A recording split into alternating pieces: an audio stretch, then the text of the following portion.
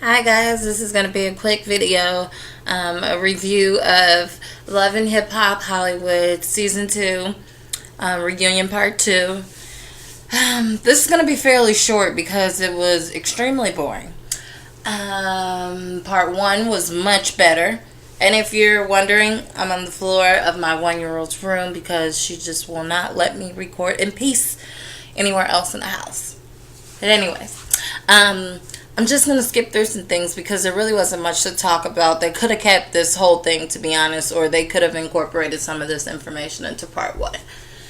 Nevertheless, it started with Moniece, that whole thing, and them arguing back and forth. They tried to jump her.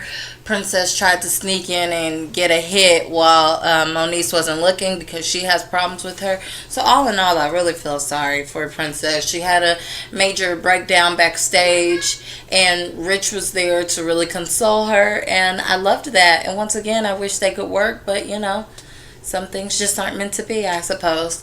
Moving on, Jason Lee. He wanted to apologize to Hazel Lee for throwing the drink in her face. Apparently, like in an argument, one person can say something hurtful, so the next person is going to come back with something even more hurtful, and then the next person's going to try to top that. And so I guess Hazel Lee must have said something that just really hit him real deep.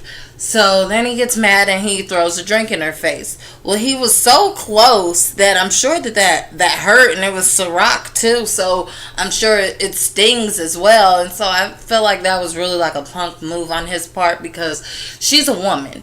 And I mean, even if she was a man, why would you throw alcohol in somebody's face? Whatever. Nevertheless, she wasn't accepting his apology. I understand. I wouldn't have accepted it either. But he was probably just trying to maintain his reputation or try to gain back at least a little bit of respect, so he didn't go way off the deep end and try to go off on her, because it really wasn't the time and the place for that based on his past actions. Next, moving on, Ray J, Nia, and that other girl with the color hair. I don't know her name.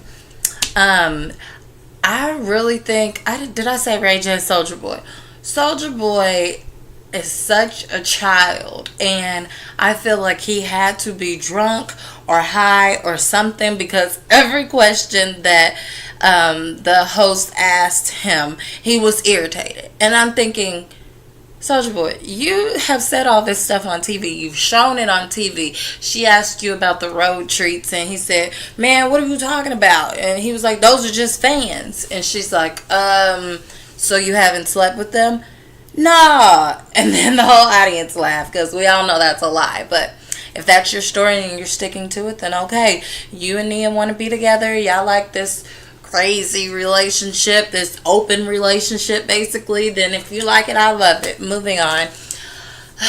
Willie, Shonda, very boring. I think Shonda loves to be on the camera, but it's just not working for me. They're not really interesting, and I really don't care for them to be back next season. But his album is coming out next year. He said first quarter of 2016, and I think he's a pretty good singer. So hopefully there's some songs worth checking out, maybe even the whole album. So I wish him the best of luck.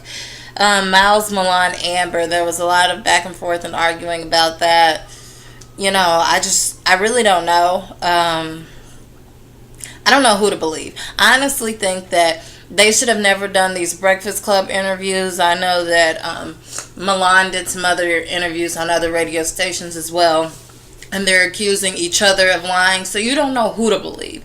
So when you're watching this on the reunion, you're just kind of okay, this is pointless, because I don't know if they're lying. I mean, it's Love and Hip Hop. I mean, clearly we know that a lot of this stuff is just set up, and some people are probably creating their own storylines, but it's man, why'd you even air this part of the show? Because I don't know who to believe. So,